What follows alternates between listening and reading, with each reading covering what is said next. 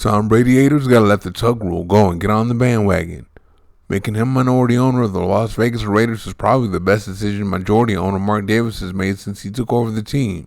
Brady isn't even comfortable in his chair yet, and he's already making a big impact on the franchise. The Raiders have been the second worst franchise in the NFL to only the Cleveland Browns since 2002 because they couldn't get great head coaches to come. Now Brady's in town and things are different.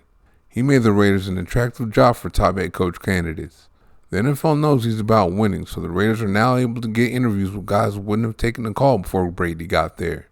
One man appears, and just like that, the dysfunction has left the building. When Brady came in as an owner, I thought he would bring in Mike Vrabel, whom he won 3 Super Bowls with his players. It looked like Davis was trying to make Patriots West again, but nope. Vrabel didn't even get invited for an interview, so while he went home to the Patriots, Brady's efforts have been focused on bringing in Detroit Lions offensive coordinator Ben Johnson.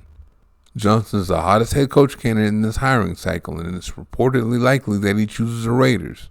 Just the fact that the Raiders have a chance says a lot to me, but Brady's likely to close the deal. I didn't think the Raiders had a chance to get Johnson before. I thought he only took the interview out of respect for Brady, and even if it's true, Brady turned that into much more than that. Johnson has real interest in the Raiders now.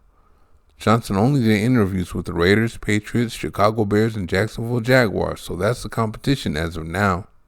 If you look at the situation of all these teams, you can see the Raiders have a good chance to get Johnson, and of course Brady will be a big advantage. Let's compare each team's situation though.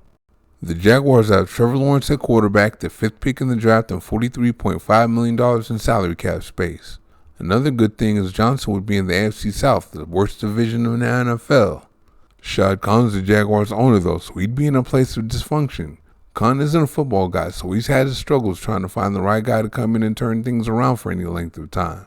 He has GM Trent Baalke for that now, so if he takes the job there, he has to hope he and Baalke have a similar vision for the team.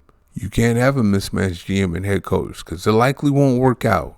The Bears have Caleb Williams at quarterback, the 10th pick in the draft, and $75.1 million in salary cap space. The McClaskeys have had a time trying to find a guy that can come in and turn things around too.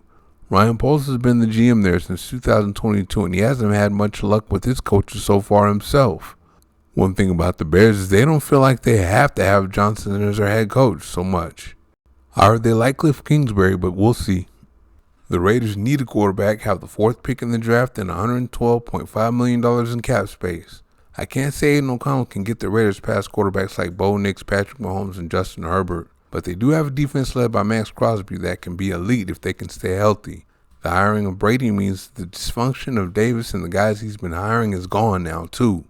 No more GMs like Reggie McKenzie hiring guys like Jack Del Rio to fire offensive coordinators that led their quarterback to 3rd in NFL MVP voting. Brady is Mr. Football himself, so yes, he can talk X's and O's to head coach candidates, understand them, and get the right one for the organization. Brady must have given Johnson his path to the quarterback too, because it had to be laid out for Johnson to continue to be as interested as he is in the Raiders.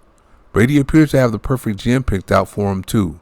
He reportedly has Tampa Bay Buccaneers assistant GM John Spytek on the way. He's worked with Bruce Arians, who also runs a vertical passing game system on offense, so I don't see him being a mismatch for Johnson. The Dallas Cowboys job just opened today, but I'm not worried. I don't think Johnson wants to have work with the Jones family. He's picky as he only agreed to do interviews with 3 teams before he got the call from Brady. All the teams here competing for Johnson's services have fallen short over the last however many years, but Brady's in the Raiders building now. That changes everything. He isn't here to just do it the Patriot way either. He's done it another way and been successful.